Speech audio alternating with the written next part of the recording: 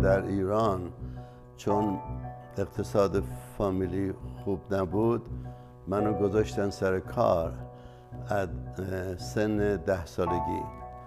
توی همون بازار آهنگرا یک دکونی بود که شیشه های در و پنجره بر می داشت و می برید به قسمت های کوچیک به اندازه که بتونیم روش قوس یا کرو بدیم که create magnifying lenses. و یه چیزی که من در ایران یادمه، نفرت داشتم از تابستونا، برای اینکه مدیر من یا صاحب کار ساعت نداشت. صبح که آفتاب شروع می شد من باید اونجا باشم و ترس اینکه منو بیرونم نکنن مجبور شدم قبل از اینکه اوستا بیاد پشت در باشم و در سن 14 سالگی رفتم اکابر و اونجا خوندن و نوشتن رو یاد گرفتم.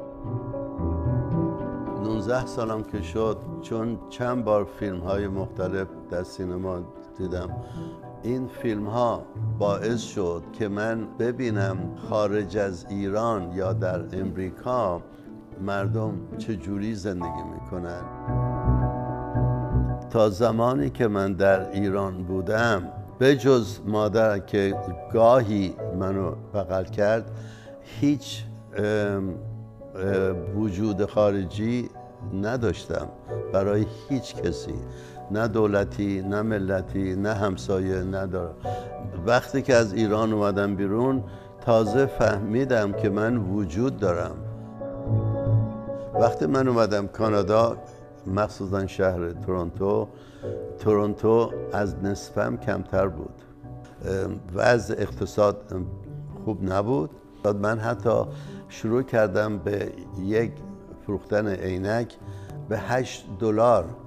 الان میفروشم مثلا $200. بعد تمام اینها یه مدت کوتاهی بود. همین که تونستم ماشین‌های اتوماتیک بخرم و وضع مالیم خوب شد. من فکر میکنم اگر من پدر ثروتمند داشتم امروز اینجا نبودم و اینکه من عادتم به این میشد که یکی به من میده بخورم، یکی به من راهنمایی میکنه، ولی چون راهنما نداشتم مجبور شدم خودم راهنمایی کنم.